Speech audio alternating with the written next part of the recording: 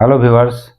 मैं astro sir से सुरेंद्र राय स्वागत करता हूं आपको अपने चैनल में और उम्मीद करता हूं कि आप बहुत ही बढ़िया होंगे।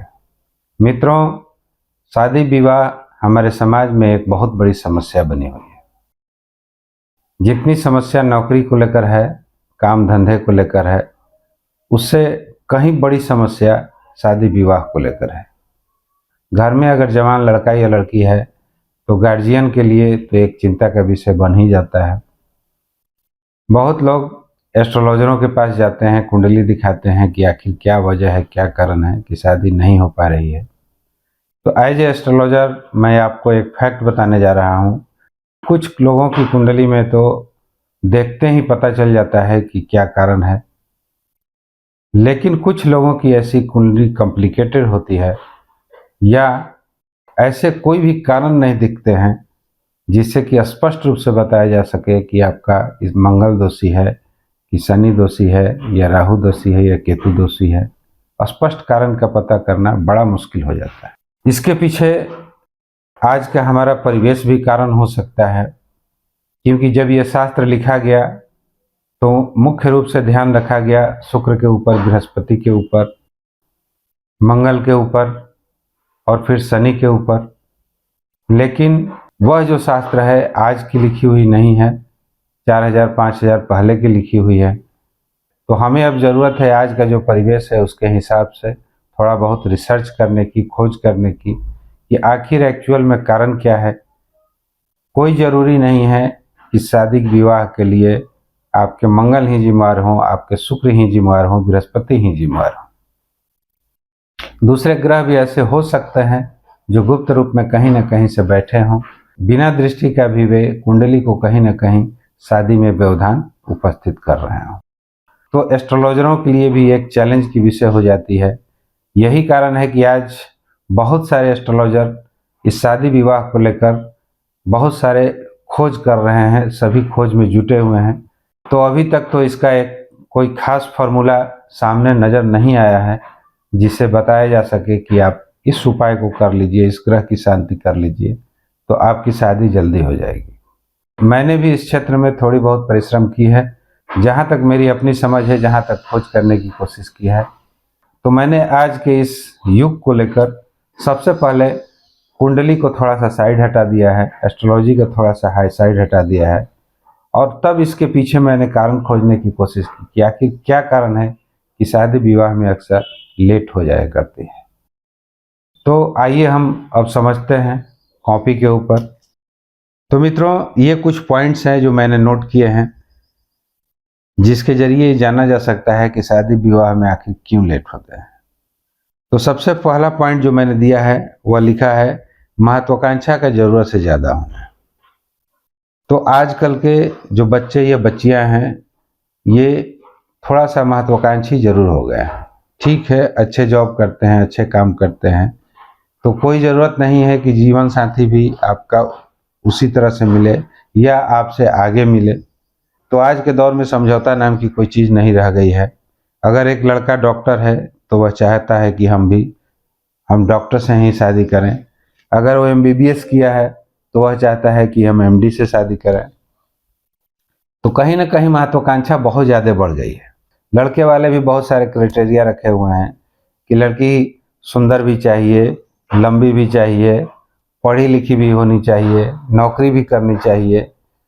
तो इस क्राइटेरिया को पूरा करते करते उन्हें उस तरह की लड़की या उस तरह के रिश्ते आ ही नहीं पाते हैं।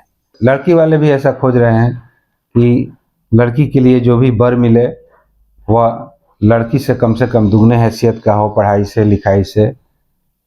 तो वैसी स्थिति में कहीं ना कहीं रिश्ता डगमगा जा रहा है। तो महत्वाकांक्षाओं को लोग कम नहीं कर रहे हैं, जहाँ तक हो सके ये धीरे धीरे बढ़ाते जा रहे हैं। तो आप खुद सोच सकते हैं कि यदि आप इतना फिल्टराइजेशन कर रहे हैं किसी भी चीज़ का, तो कहाँ से आपको आसानी से रिश्ते प्राप्त हो सकते हैं। तो ऐसी स्थिति में कहीं ना कहीं शादी या विवाह में विलम्ब होना स्वाभाविक है। तो अगर ग्रहों की दृष्टि से देखा जाए, एस्ट्रोलॉजी की दृष्टि से देखा जाए, तो ये कौन से ऐसे ग्रह हैं जो इतने महत्वाकांक्षा को बढ़ा देते हैं। तो इसके लिए कहीं ना कहीं हमारे गुरु होते हैं, अगर किसी भी व्यक्ति की कुंडली में, चाहे वो लड़का हो या लड़की हो, गुरु पावर में रहे तो वैसी स्थिति में व्यक्ति बहुत ज़्यादा महत्वाकांक्षी हो जाता है। आप अपने हाथ को भी देखकर समझ सकते हैं कि मेरा गुरु कितना बलवान है। यदि आपके इस उंगली के नीचे का जो पर्वत है वो बहुत ज़्यादा उभरा हुआ हो तो ऐसी स्थिति में ये बताते हैं कि व्यक्ति बहुत महत्वाकांक्षी हो जाएगा। गुरु ऐसे लोगों के पॉजिटिव होते हैं, लेकिन गुरु का बैलेंस में होना अति आवश्यक है। अगर ज़रूरत से ज़्यादा गुरु पर्वत उठ जाए या कुंडली में भी गुरु अगर ज़रूरत से ज़्यादा पावरफुल हो जाए तो वैसी स्थिति में व्यक्ति को महत्वाकांक्षी बना देता है और कहीं ना कहीं शादी विवाह में उस तरह का विलंब ये करने लगता है। तो ऐसी स्थिति में ये कोई ज़रूरी नहीं है कि लड़की के कुंडली में ही सिर्फ गुरु को देखा जाए, ये लड़के के कुंडली में भी ये दोष उत्पन्न कर सकते हैं गुरु। दूसरा एक बड़ा कारण आकर्षण की कमी हो जाती है। मित्रों, व्यक्तित्व का आकर्षण ही एक आकर्षण नहीं होता है। अगर जिस लड़के से आप अपनी लड़की की शादी करना चाहते हैं, आपके मन मुताबिक वह अमीर नहीं है, पैसा वाला नहीं है, हैसियत वाला नहीं है, तो आप उसके यहाँ शादी नहीं कीजिएगा। यानी पैसा रुपया भी आज एक आकर्षण की वस्तु बन गई है। घर मकान प्रॉपर्टी भी आज एक आकर्षण की वस्तु बन गई है। तो पर्सनालिटी तो एक आकर्षण देता ही है, लेकिन इसके साथ साथ अगर आपके पास धन की कमी है, पैसे रुपयों की कमी है, तो वैसी स्थिति में लड़की वाला यही सोचता है कि हम लड़की को इनके यहाँ शादी करेंगे तो हमारी लड़की शायद सुख नहीं भोग पाएगी। तो धन तो अचानक कोई अमीर नहीं बन सकता है, क्योंकि हर आदमी की अपनी हैसियत होती है। तो यदि व्यक्ति के पास आकर्षण की कमी हो, चाहे आकर्षण वो आपके पर्सनालिटी को लेकर हो, आपके धन को लेकर हो, आपकी प्रॉपर्टी को लेकर हो, तो आकर्षण के कमी के कारण भी शादी विवाह में विलंब हो सकती है। तो अगर इसको हम एस्ट्रोलॉजी से जोड़कर देखें तो इसके लिए कहीं ना कहीं शुक्र जिम्मेवार हो जाते हैं। शुक्र जिस व्यक्ति के, चाहे वो लड़का हो या लड़की, अगर अच्छे होते हों तो बहुत ही अच्छा एक सौंदर्य भी देते हैं, लावण्यमय चेहरा भी देते हैं, धन दौलत सुख ऐशो आराम तो बेशुमार देते ही हैं, क्योंकि ये इसके कारक तो ग्रह ही हैं। तो मित्रों, तीसरा एक मुख्य कारण दिख रहा है सामाजिक आकर्षण की कमी। सामाजिक आकर्षण का मतलब ये होता है कि इसका प्रभाव पूरे परिवार के ऊपर पड़ता है, न कि सिर्फ उस व्यक्ति के ऊपर जिसकी शादी होनी है। समाज में आपकी किस तरह की पहचान है, किस तरह का रुतबा है, लोगों की नज़र में आपकी इज्जत क्या है। क्योंकि अगर लोग आपसे खुश नहीं हैं, चाहे आस पड़ोस के हों, आपके रिश्तेदार हों, तो वैसी स्थिति में आपके बच्चों की शादी में कोई इंटरेस्ट नहीं लेगा। मान लीजिए कोई लड़की वाला आता है और आपकी किसी पड़ोसी से पूछता है कि फलाने घर में एक लड़का है, किस तरह का परिवार है लोग, तो ऐसी स्थिति में वह व्यक्ति कह सकता है कि ठीक है, आपको करना है कर लीजिए, लेकिन मैं तो सलाह नहीं दूंगा कि आप उनके यहाँ शादी कीजिए। इसके बाद वह व्यक्ति पूछना भी नहीं चाहेगा कि आखिर आप ऐसा क्यों बोल रहे हैं, वह वहीं से अपनी दूरी बना लेगा। तो कहीं ना कहीं यह एक महत्वपूर्ण कारण हो जाता है। अगर आपका घर, आपका परिवार या आपका समाज सही नहीं है तो ऐसी स्थिति में भी शादी विवाह में विलंब देखने को मिलती है। तो अगर आपको ये समझ में आता है कि तीसरा कारण कहीं ना कहीं मेरे ऊपर हावी है, तो निश्चित ही आपकी कुंडली में कहीं ना कहीं इसके लिए सूर्य ग्रह जिम्मेवार होते हैं। क्योंकि सूर्य एक समाज में प्रतिष्ठा दिलाते हैं, मान दिलाते हैं और एक इज्जत दिलाने का काम करते हैं। अब आइए हम चौथा कारण देखते हैं। यदि आप ज़रूरत से ज़्यादा पावरफुल व्यक्ति हैं, धनी व्यक्ति हैं, रुपया है, पैसा है, तो ये भी कहीं ना कहीं शादी विवाह में रुकावट का कारण बनता है। क्योंकि भले आप नेचर से बहुत अच्छे हों, सब कुछ ठीक है, लेकिन एक लोगों को भय रहता है कि इतना धन दौलत इसके पास है, इतना पावर इसके पास है, अगर इसके साथ मैं शादी करता हूँ, अपनी लड़की की शादी करता हूँ, कहीं कोई बात बिगड़ती है तो मैं शायद इसके सामने नहीं टिक पाऊंगा, भले ही वो व्यक्ति फ्री में ही शादी क्यों ना करना चाहता हो। तो ऐसी स्थिति के चलते भी कभी कभार शादी विवाह में विलंब देखने को मिलता है, क्योंकि हर व्यक्ति चाहता है कि हम अपने बराबर में रिश्ता करें। तो इतना पावरफुल व्यक्ति और इतना धनवान व्यक्ति के बराबर वाले लोग कम ही मिल पाते हैं, इस वजह से भी शादी विवाह में देर होती है। तो यदि इस तरह की कोई समस्या आपको नजर आ रही है तो इसके लिए कहीं ना कहीं आपके कुंडली में मंगल अवश्य जिम्मेदार हो जाता है, क्योंकि मंगल ही व्यक्ति को एक पावर का रूप दिखाते हैं, एक डर दिखाते हैं, एक भयावह स्थिति बना देते हैं। मित्रों, पांचवा कारण आपका सामाजिक बहिष्कार भी हो सकता है। हालांकि शहरों में इस तरह की बात नहीं देखी जाती है, लेकिन खास करके देहातों वगैरह में जहाँ पर एक छोटा सा समाज होता है, उनमें ऐसी स्थिति देखने को मिलती है कि सामाजिक बहिष्कार के कारण भी लोग रिश्ता नहीं जोड़ पाते हैं उनके यहाँ। तो इस तरह का अगर कोई दोष हो तो इसके लिए भी कहीं ना कहीं गुरु जिम्मेवार हो जाते हैं, बृहस्पति जिम्मेवार हो जाते हैं। यानी जिस व्यक्ति के गुरु अच्छे होते हैं उनके घर में एक संस्कार होता है, वे सामाजिक बहिष्कार की स्थिति उत्पन्न नहीं होने देते हैं। तो यदि आप सामाजिक बहिष्कार के शिकार हैं तो कहीं ना कहीं आपकी कुंडली में गुरु अवश्य कमजोर हैं। और मित्रों, लास्ट कारण हो सकता है इच्छाओं की कमी का होना।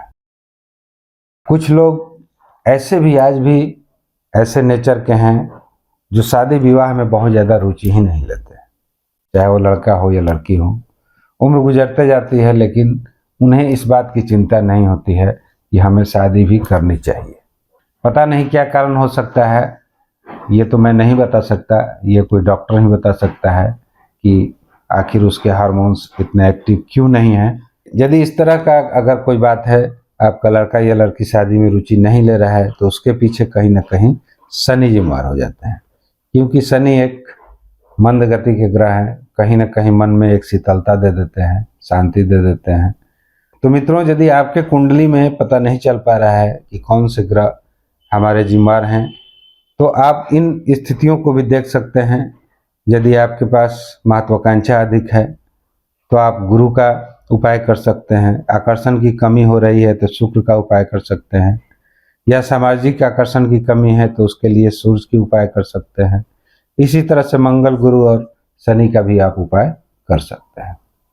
यदि थोड़ी बहुत भी आपको कुंडली की नॉलेज है तो आप अपने ग्रहों की स्थितियों को देखें, कहीं ना कहीं ये जो मैंने सारे ग्रह बताए हैं वे दोषी आपके कुंडली में जरूर होंगे।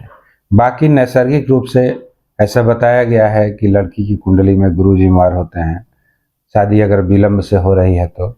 लड़के की कुंडली में शुक्र जिम्मेदार होते हैं, या लड़का या लड़की मंगला मंगली होता है तो वैसी स्थिति में भी शादी में विलंब हो जाते हैं।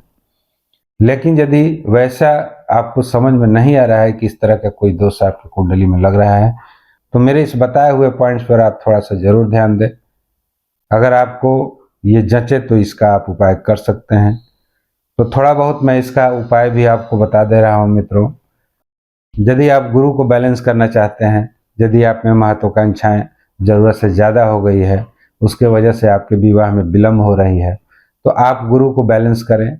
गुरु का यदि आप कोई स्टोन वगैरह पहन लेते हैं तो वैसी स्थिति में गुरु का पावर और ज़्यादा आपका बढ़ जाएगा। और इनके पावर को किसी अंगूठी या ताबीज से कम नहीं किया जा सकता है। हाँ, ये धर्म के देवता हैं, नॉलेज के देवता हैं। यदि इनको आप पूजा पाठ से ही शांति करना चाहें तो कर सकते हैं। तो मैं नहीं कहूँगा कि आप इनका डायरेक्ट पूजा करें, क्योंकि डायरेक्ट पूजा कीजिएगा तो ये गुरु आपके और बली हो जाएंगे। तो इसके लिए आप विष्णु भगवान की पूजा करें तो निश्चित ही ये गुरु आपका धीरे धीरे करके बैलेंस में हो जाएंगे और आपको एक सद्बुद्धि की प्राप्ति होगी। ठीक उसी तरह से यदि आप आकर्षण की कमी महसूस कर रहे हैं, शुक्र को प्रसन्न करना चाहते हैं, यदि आपका प्रॉब्लम प्रॉपर्टी को लेकर है, रुपया पैसा को लेकर है, तो खैर वो कमी तो दूर नहीं किया जा सकता है, लेकिन व्यक्ति के अंदर भी एक आकर्षण होता है जो लोगों की नज़र में आता है कि अब ये लड़का जवान हो गया है, लड़की जवान हो गई है, इसकी शादी होनी चाहिए। कहीं ना कहीं वे रिश्ता लाकर पटकते हैं और रिश्ता को तय कराते हैं। तो यदि आपको ऐसा लग रहा है कि आकर्षण की कमी हो रही है तो आप शुक्र को ठीक करें। शुक्र के लिए आप श्री सूक्त का पाठ कर सकते हैं। अगर आप शुक्रवार से किसी दिन प्रारंभ करके आप श्री सूक्त का डेली पाठ करते हैं तो निश्चित ही आपके शुक्र बली होने लगेंगे। उसी तरह का यदि आपको लग रहा है कि कहीं ना कहीं सामाजिक आकर्षण की कमी है, तो कुंडली में सूर्य आपका वीक है या सही नहीं है, तो आप सूर्य के लिए जल वगैरह दे सकते हैं। रविवार की अगर डेली देना चाहें तो डेली भी दे सकते हैं, या रविवार के दिन प्रातः उठकर सूर्योदय से पहले या जिस समय सूर्योदय हो रहा है उसी समय आप सूर्य को जल दें, तो ये आपके सूर्य निश्चित ही अच्छे हो जाएंगे। और ज़्यादा कुछ करना चाहते हैं सूर्य के लिए तो आप गायत्री मंत्र का जप कर लें, प्रतिदिन 108 बार कर लें। उससे भी ज़्यादा यदि आप कुछ करना चाहते हैं सूर्य के लिए तो आप कम से कम रविवार के दिन हृदय स्तोत्र का पाठ करें, तो निश्चित ही आपके सूर्य अच्छे हो जाएंगे। उसी तरह से यदि आपके शादी विवाह में मंगल कहीं ना कहीं दोषी है, तो मंगल मित्रों दो तरह से दोषी हो सकते हैं। एक तो जो मैं ये अभी बताया कि आप ज़रूरत से ज़्यादा पावरफुल हो गए हैं, शक्तिशाली हो गए हैं, इसके वजह से लोग भय खाकर ही आपके पास नहीं आते हैं। और दूसरा, यदि आप में मांगलिक दोष है, शादी या रिश्ते कहीं आ रहे हैं जा रहे हैं लेकिन बात नहीं बन पा रही है, या बात बनते बनते आपकी बात बिगड़ जा रही है, तो वैसी स्थिति में आप मंगल की शांति कर सकते हैं। और मैं ये नहीं कहूँगा कि आप डायरेक्ट मंगल का कोई पूजा करें। मंगल की शांति के लिए अगर सबसे अच्छा कोई उपाय है तो वह शिव जी की पूजा है। महावीर जी, हनुमान जी डायरेक्ट मंगल के अवतार हैं, और ये जो हनुमान जी हैं ये शिव जी के 11वें रुद्र के अवतार हैं। यदि शिव जी की आप पूजा आराधना स्टार्ट कर देते हैं तो आप धीरे धीरे देखिएगा कि आपके मंगल की उग्रता कम होने लगेगी, मंगल कहीं ना कहीं शांत होने लगेंगे। उसी तरह से आप ये 5वें नंबर सामाजिक बहिष्कार के शिकार हैं, गुरु आपके कमज़ोर हैं। यहाँ पर जो बात हो रही थी वो गुरु बली होने की बात हो रही है, और यहाँ जो बात हो रही है गुरु के कमज़ोर होने की बात है। तो यहाँ पर आप डायरेक्ट गुरु को उठा सकते हैं, आप उनके मंत्रों का जप कर सकते हैं, या घर में कुछ कोई ऐसा पूजा पाठ करवा सकते हैं जिससे कि गुरु बली हों। हाँ, यदि इसके लिए आप हरि कीर्तन वगैरह 24 घंटे करा दें साल में 1-2 बार, तो निश्चित ही आपके परिवार में ये गुरु अच्छे हो जाएंगे, और इससे आपके पूरे परिवार को कहीं ना कहीं बेनिफिट मिलेगा। और अंतिम में जो सबसे मुख्य कारण है, अगर शनि आपके किसी न किसी तरह से शादी विवाह में विलंब पहुंचा रहे हैं, चाहे वो कुंडली के दृष्टियों के माध्यम से पहुंचा रहे हों, या ये जो मैंने लिखा है इच्छाओं का न होना, इस कारण से अगर पहुंचा रहे हों, तो आप शनि का उपाय कीजिए। तो शनि के उपाय के लिए आप इनका कोई स्टोन वगैरह धारण कर सकते हैं। नीलम धारण करने के लिए तो मैं नहीं कहूँगा, लेकिन हाँ, यदि आप किसी नज़दीक पास के अपने एस्ट्रोलॉजर से पूछ लें, यदि वे सलाह देते हैं कि आप नीलम पहन सकते हैं, तो निश्चित ही आप नीलम पहनिए, आपको आशातीत लाभ होगा। तो मित्रों, ये रहा कुछ एस्ट्रोलॉजी से हटकर उपाय, जिसको मैंने एस्ट्रोलॉजी के साथ जोड़कर देखा है, और जहाँ तक हो सकता था उपाय बताने के लिए मैंने उपाय बताने की कोशिश की है। अगर आपको अच्छा लगे मेरा वीडियो तो कृपया लाइक, शेयर और सब्सक्राइब जरूर करें। Thanks for watching. नमस्कार।